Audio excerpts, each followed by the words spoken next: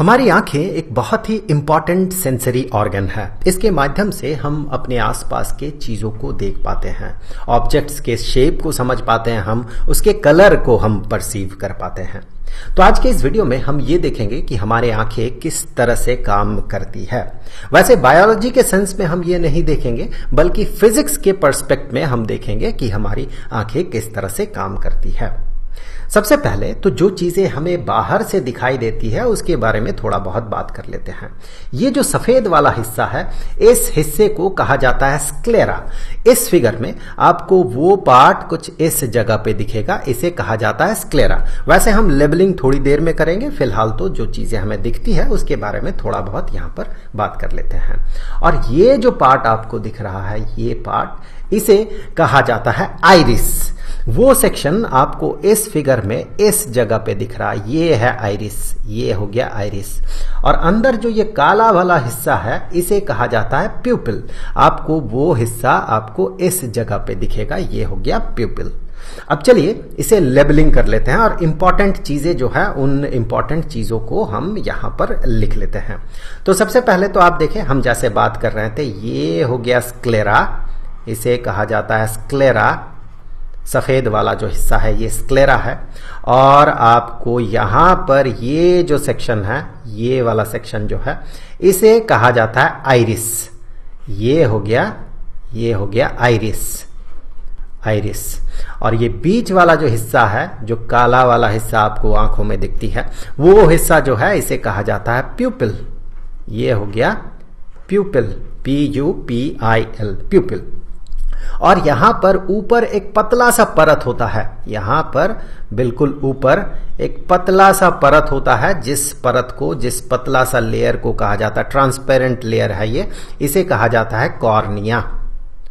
और यहां पर होते हैं बहुत सारे मसल्स, ये बहुत सारे यहां पर मसल्स होता है। और ये हो गया लेंस, ये हो गया आंख का लेंस।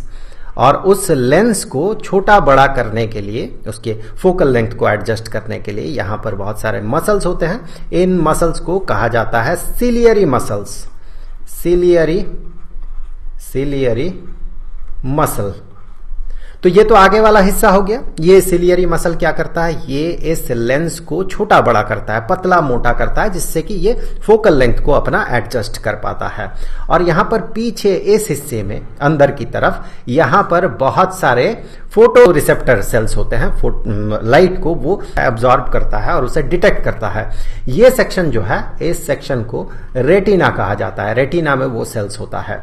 और यहां से ऑप्टिक नर्व, जो भी चीजें ये फोटो सेल्स जो है ये जो अब्सॉर्ब करता है, जो उसे डिटेक्ट करता है, उस इंफॉर्मेशन को ब्रेन तक भेजने के लिए यहां पर ऑप्टिक नर्व होता है, ऑप्टिक नर्व होता है। यहां पर कुछ बेसिक चीजें सबसे पहले तो मैं आपको बता दूं, जैसा कि ये आइरिस और प्यूपिल, इनके बीच एक बहुत ही बेहतरीन रिलेशन है। ये आइरिस करता क्या है, ये आइरिस प्यूपिल को छोटा करता है, बड़ा करता है। जब बहुत ज्यादा लाइट आंख में इंसिडेंट करता है, तो अगर बहुत हाई इंटेंसिटी का लाइट रेटिना में चला जाए तो रेटिना में डैमेज हो सकता है। इसके लिए आइरिस क्या करता है, आइरिस अपने आप को एक्सपैंड करता है। और आइरिस अपने आप को एक्सपैंड करके प्यूपिल को, जहां से लाइट एंटर करता है, यहां से जो लाइट एंटर करेगा, इस जगह से जो लाइट एंटर कर रहा प्यूपिल से, उस हिस्से को वो छोटा करता है। आप एक छोटा सा डेमोन्स्ट्रेशन यहां पर देख लीजिए। जैसे ही लाइट यहां पर कम इंसिडेंट करता है, वैसे ही ये प्यूपिल बड़ा हो जाता है। और काफी ज्यादा इंटेंसिटी का लाइट इंसिडेंट करने से ये प्यूपिल छोटा हो जाता है। इसे छोटा बड़ा कौन करता है, ये आइरिस जो है, ये आइरिस एक्सपैंड होके और कॉन्ट्रैक्ट होके प्यूपिल को छोटा बड़ा करता है। अब यहां से हम लोग आगे बढ़ते हैं। तो बेसिक चीजें हमने क्या देखा, जो फंडामेंटल चीजें हैं वो ये है कि लाइट यहां से अंदर आता है, प्यूपिल होते हुए ये अंदर आता है। और फिर यहां लेंस जो है, लेंस उस लाइट को, इंसिडेंट किया हुआ लाइट को जो बेंड करता है, वो अपना फोकल लेंथ को ठीक तरह से वो एडजस्ट करता है। कौन एडजस्ट करवाता है, सिलियरी मसल्स उसे एडजस्ट करवाता है। वो अपने आप को, अपना जो फोकल लेंथ है उसे एडजस्ट करता है इस तरह से कि जो लाइट, जो भी ऑब्जेक्ट से लाइट आ रहा है, वो इस तरह से बेंड हो रिफ्रैक्शन के बाद कि बेंड होने के बाद उसका जो इमेज है, इस ऑब्जेक्ट का जो इमेज है, वो इमेज रेटिना में प्रॉपरली बन सके। तो इसी चीज को थोड़ा डिटेल्स में हम लोग समझ लेते हैं कि लेंस के साथ आई का जो लेंस है, आई लेंस है, उसके एक्सपेंशन और एलोंगेशन या एक्सपेंशन और कॉन्ट्रैक्शन से क्या फायदा होता है हमें, और सिलियरी मसल्स का रोल क्या है, थोड़ा बहुत हमें यहाँ पर समझना होगा। तभी जाके हम आगे चल के ये समझ पाएंगे कि जो डिफेक्ट होता है विजन में वो किस तरह से होता है, और उसे ठीक करने के लिए हम लेंसेज का यूज क्यों करते हैं, स्पेक्टिकल्स में जो लेंसेज का यूज होता है वो हम क्यों करते हैं। सबसे पहले तो आप देखिए ये ऑब्जेक्ट है और यहां पर एक कॉन्वेक्स लेंस है, तो ये ऑब्जेक्ट जो है उस ऑब्जेक्ट का इमेज यहां पर बन रहा है। अगर ऑब्जेक्ट का पोजीशन को हम चेंज करें तो भले इमेज का साइज भी चेंज होगा और साथ ही साथ जो है उसका जो पोजीशन है, इमेज का पोजीशन, वो भी चेंज होता है। देखिए ऑब्जेक्ट को चेंज करते जाए ऑब्जेक्ट का पोजीशन, इमेज का भी पोजीशन चेंज होते जाता है।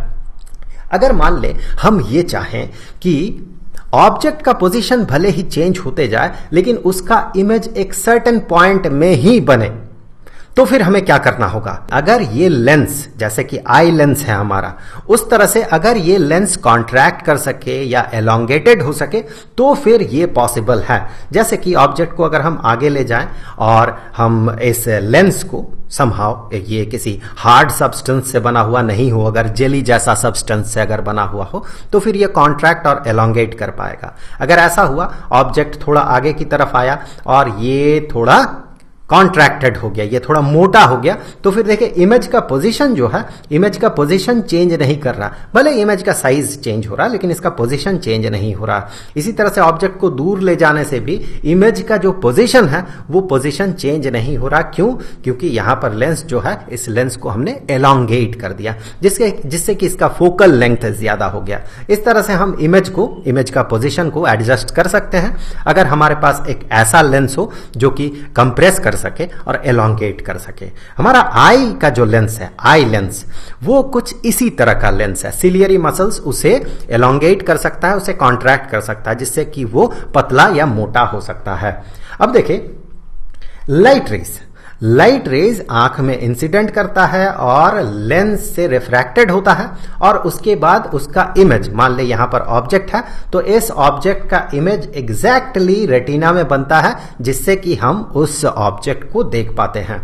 जब ऑब्जेक्ट सामने होता है तो फिर सिलियरी मसल क्या करता है, इस लेंस को मोटा कर देता है, मतलब थोड़ा सा कंप्रेस कर देता है, जिससे कि ये मोटा हो जाए, जिससे कि इसका फोकल लेंथ कम हो जाता है और सामने का जो ऑब्जेक्ट है उसका इमेज भी अब रेटिना में ही बनता है।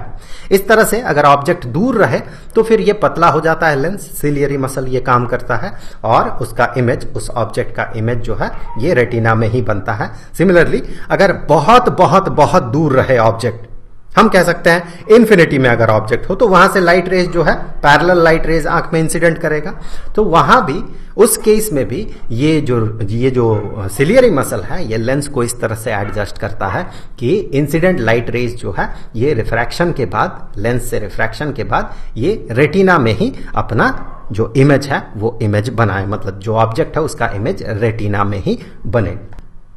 ये जो लेंस पतला मोटा हो रहा है, पतला मोटा होकर अपने फोकल लेंथ को एडजस्ट कर रहा है, इसका एकोमोडेशन कहा जाता है। पर इसका एक अपना लिमिटेशन है।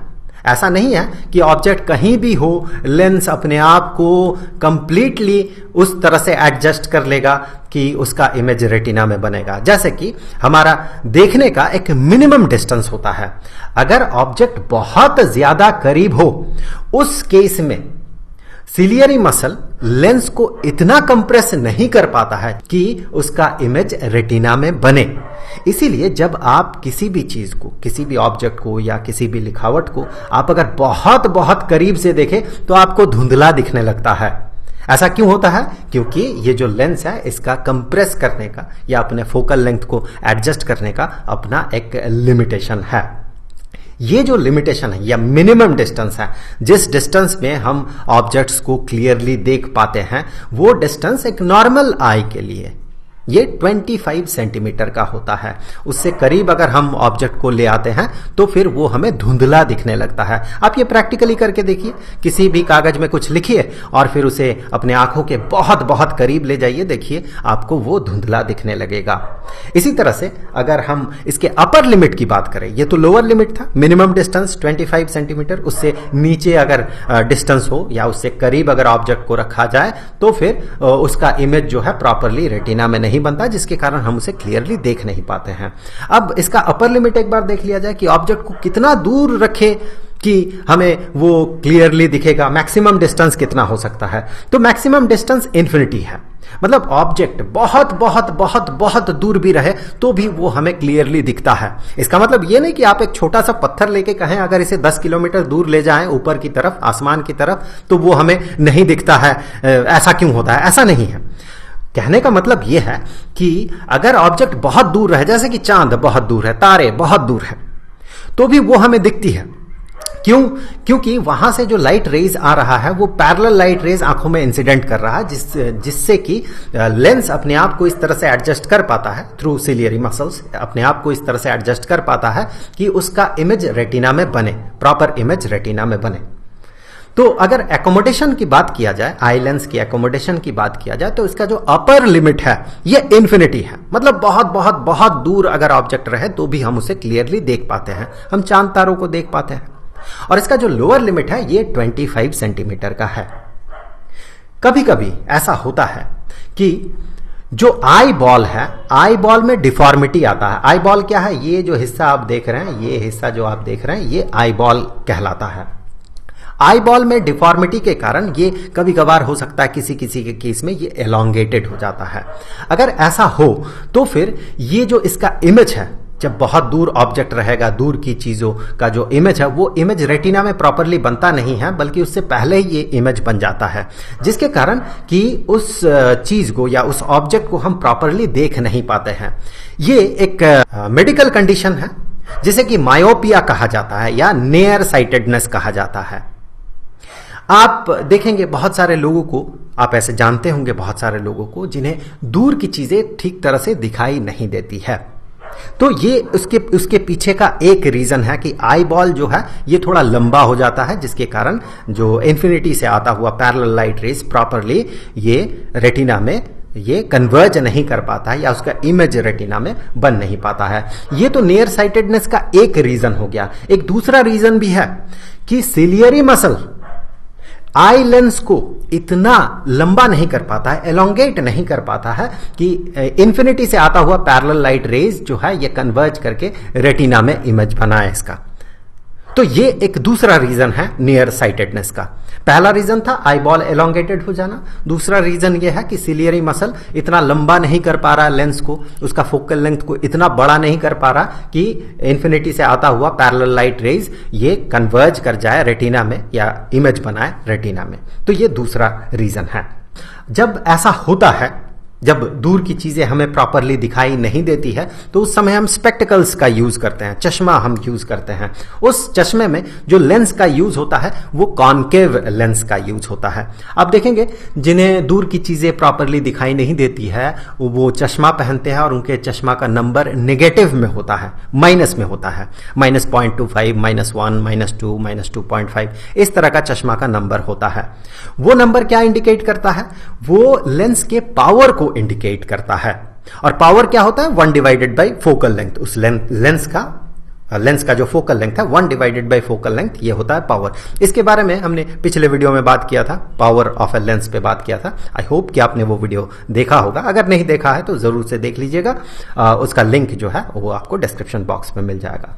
तो ये जो नेगेटिव पावर है ये इंडिकेट कर रहा है कि फोकल लेंथ नेगेटिव होगा। और फोकल लेंथ नेगेटिव किसका होता है? कौन से लेंस का होता है? कॉन्वेक्स लेंस का या कॉनकेव लेंस का? तो उस वीडियो में हमने ये देखा था कि कॉनकेव लेंस का पावर नेगेटिव होता है। इसीलिए जब लोगों को दूर की चीजें प्रॉपरली दिखाई नहीं देती है तो वो जो चश्मा पहनते हैं उसका नंबर नेगेटिव होता है। तो ये तो मायोपिया हुआ, एक तरह का प्रॉब्लम कि दूर की चीजें हमें प्रॉपरली दिखाई नहीं देता है, और उसके करेक्शन के लिए, विजन करेक्शन के लिए जो लेंस यूज किया जाता है वो कॉनकेव लेंस होता है। अब कभी कभार ऐसा होता है कि जो सामने की चीजें हैं, बहुतों को सामने की चीजें प्रॉपरली दिखाई नहीं देती है। इसका रीजन क्या है? हो सकता है कि जो आईबॉल है, ये आईबॉल छोटा हो जाए, जिसके कारण कि बहुत सामने का जो ऑब्जेक्ट है उसका इमेज रेटिना में प्रॉपरली फॉर्म न कर पाए। ये एक रीजन हो गया। एक दूसरा रीजन भी है इसका। वो दूसरा रीजन ये है कि ये जो लेंस है, सिलियरी मसल, इस लेंस को इतना मोटा या कॉन्ट्रैक्ट नहीं कर पाता है, लेंस इतना मोटा नहीं हो पाता है, फोकल लेंथ को इतना कम नहीं कर पाता है वो, कि बहुत सामने रखा हुआ ऑब्जेक्ट का इमेज रेटिना में बन पाए। तो ऐसे लोगों को जिनको ये प्रॉब्लम होता है, वैसे लोगों को सामने की चीजें प्रॉपरली दिखाई नहीं देती है। इस तरह के कंडीशन को हाइपरमेट्रोपिया कहा जाता है, जिसे कि फार साइटेडनेस भी कहा जाता है।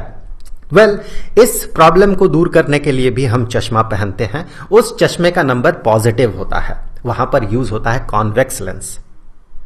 तो इसीलिए आप देखेंगे जिन्हें सामने की चीजें दिखाई नहीं देती है, वो जो चश्मा पहनते हैं उसका नंबर पॉजिटिव होता है। वो पॉजिटिव नंबर इंडिकेट करता है कि फोकल लेंथ पॉजिटिव है, जो कि इंडिकेट करता है वो लेंस जो है वो लेंस एक कॉन्वेक्स लेंस है।